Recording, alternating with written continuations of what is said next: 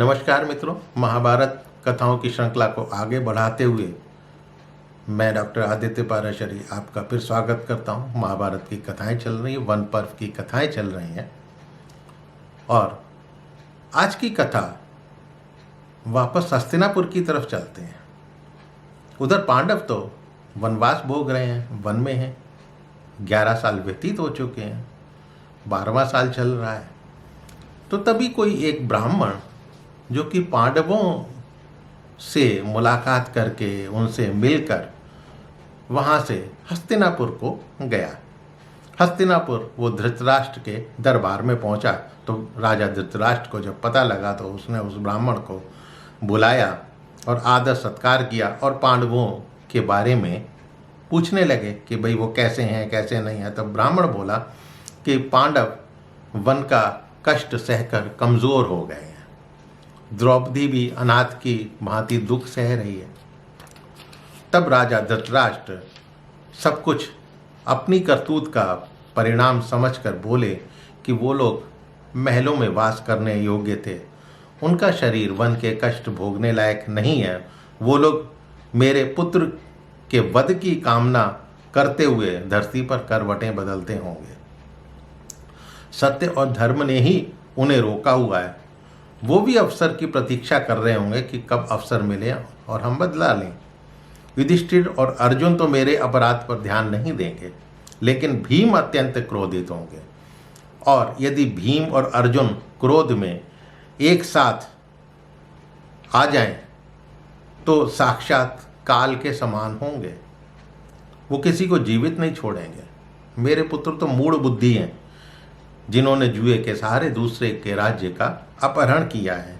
इन्हें केवल वृक्ष की शाखा से शहद टपकता हुआ दिखाई देता है, लेकिन वहाँ से आप गिर पड़ेंगे इसका भय, इसके ऊपर उनकी दृष्टि नहीं है।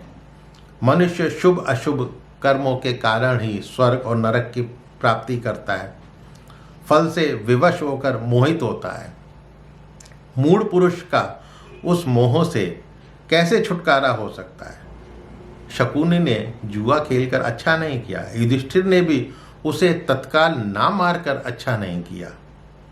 परिणाम स्वरूप अब कौरवों का अंतकाल आ पहुंचा है। अर्थ के उपयोग का समय प्राप्त होने पर यदि उसका सदुपयोग ना किया जाए तो वो अनर्थ हो जाता है। देखो, अर्जुन में भी कितनी शक्ति है। वो वन से ही इंद्रलोक चले गए और चारों प्रकार के दिव्यास्त्र सीख कर पुनः इस लोक में आ गए। स्वर्ग से वापस आ गए। स्वर्ग में जो जाता है वो वापस कब आना चाहता है। अर्जुन के वापस लौटने का अर्थ ये है कि कौरव काल के वशीभूत होकर मृत्यु के लगभग एकदम निकट आ पहुंचे हैं। अब ये बातें जो है चल रही थी, शकुनी भी सुन रहे थे। उन्होंने सारी की सारी बातें जो है दुर्योधन के और कर्ण के कानों में कह सुनाई। अब मंदबुद्धि दुर्योधन उदास और चिंतित हो गया। तब शकुनी दुर्योधन से बोला, तुमने अपने पराक्रम से पांडवों को वन में भेज दिया है, अब अकेले ही तुम पृथ्वी का राज्य भोग रहे हो। चारों दिशाओं के राजा तुम्हें कर देते हैं, राजलक्ष्मी तुम्हारे साथ है, तरह तरह के सुख तुम्हारे पास हैं। महाराज, सुनने में आया है कि पांडव लोग जो हैं दैत्य वन में वनवासी ब्राह्मणों के साथ रहते हैं। तुम राजलक्ष्मी से सुशोभित होकर वहाँ चलो, वो हमें देखकर अवश्य संतप्त होंगे, कष्ट पाएंगे। तुम राजा के पद पर हो और वो पांडव राज्य से भ्रष्ट हैं, श्रीहीन हैं। तुम इसी दशा में चलकर उन्हें एक बार देखो तो सही। पांडव तुम्हें राजा की तरह प्रतिष्ठित देखें, इससे बढ़कर सुख और क्या हो सकता है। अब ये सुनकर पहले तो दुर्योधन को प्रसन्नता हुई, लेकिन फिर बोला, वहाँ जाने के लिए मुझे पिताश्री से ये आज्ञा लेनी पड़ेगी और वो आज्ञा मिलेगी नहीं। पिताश्री उन पांडवों के लिए सदा विलाप करते रहते हैं, वो उन्हें अधिक बलशाली मानते हैं। चाहता तो मैं भी हूँ कि वहाँ मैं उन्हें देखूँ, लेकिन पिताजी को हमारा प्रयोजन समझने में देर नहीं लगेगी, वरना द्रौपदी को गेरुए वस्त्र में देखकर मुझे भी प्रसन्नता होती। मामा शकुनी, तुम ही मेरी तरफ से कोई उपाय निकालो ना वहाँ जाने के लिए। मैं कल सवेरे महाराज के पास जाऊंगा। जब मैं वहाँ बैठ जाऊं और भीष्म जी वगैरह वो लोग भी रहें, तब जो कुछ उपाय तुम्हें सूझे वो बतलाना। फिर उन सब की बात सुनकर उन्होंने वहाँ से जाने का निश्चय किया। अब ये मंत्रणा करके वो अपने अपने विश्राम गृह में आराम करने के लिए चले गए। ठीक है, अब कल सुबह मिलेंगे, कुछ सोचते हैं। जब रात बीत गई, सवेरा हो गया, तो कर्ण जो है दुर्योधन के पास पहुंच गया और हंसकर बोला कि मुझे जो उपाय सूझा है वो सुनो। गौओं के रहने के सभी स्थान दैत्यवन में हैं और वहाँ आपके पहुँचने की प्रतीक्षा की जाती है। अतः उन स्थानों को देखने के बहाने हम वहाँ पर चलते हैं। यही बात उन्होंने शकुनी को बताई और बोले कि हमें वहाँ क्या समझाना है, महाराज निश्चित ही हमें वहाँ जाने की आज्ञा दे देंगे। अब ये उपाय सुनकर सभी हंसने लगे, खुश हुए और एक दूसरे के हाथ पर ताली देखकर प्रसन्नतापूर्वक उछलने लगे। अब सब लोग धृतराष्ट्र के दरबार में पहुँच गए। उन्होंने एक समंग नामक ग्वाले को पहले से ही सिखा पिढ़ा कर तैयार किया हुआ था। उस ग्वाले ने महाराज से निवेदन किया कि आजकल आपकी गौएं समीप ही आई हुई हैं दैत्यवन में। तब शकुनी बोले, महाराज ये समय तो गौओं की गणना के लिए और ब्यौरा लिखने के लिए उपयुक्त है। आपके पुत्र दुर्योधन के लिए भी हिंसक पशुओं के शिकार के लिए उपयुक्त समय है। बहुत दिन से ये गए नहीं हैं, अतः आप इन्हें दैत्यवन में जाने की आज्ञा दे दें। तब धृतराष्ट्र बोले, केवल ग्वाले की बात पर विश्वास करना नीति विरुद्ध है। सुना है पांडव भी वहीं आसपास ठहरे हुए हैं। मैं स्वयं तुम्हें जाने की आज्ञा नहीं दे सकता।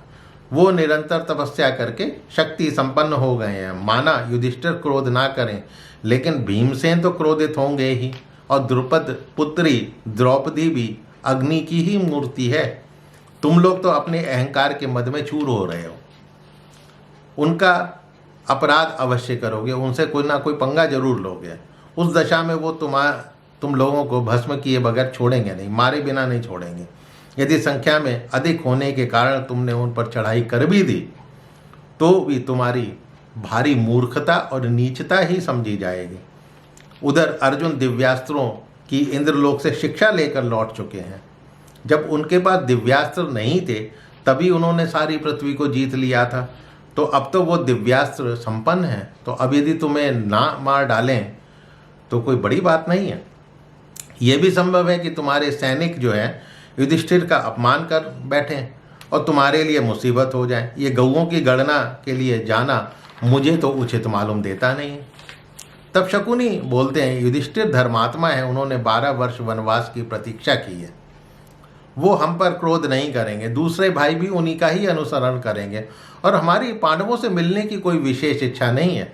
केवल हिंसक पशुओं का शिकार करना और गौओं का गणना करना, उनका हिसाब किताब लगाना, यही हमारा उद्देश्य है। हमारी ओर से कोई निष्ठापूर्ण व्यवहार नहीं होगा। अब धृतराष्ट्र ने इच्छा ना होते हुए भी मंत्रियों सहित दुर्योधन को वहाँ जाने की आज्ञा दे दी।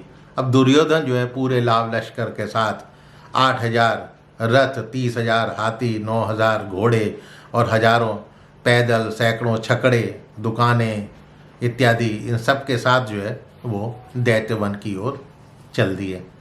अब दैत्यवन में जाकर क्या होता है ये आपको अगले एपिसोड में बताऊंगा।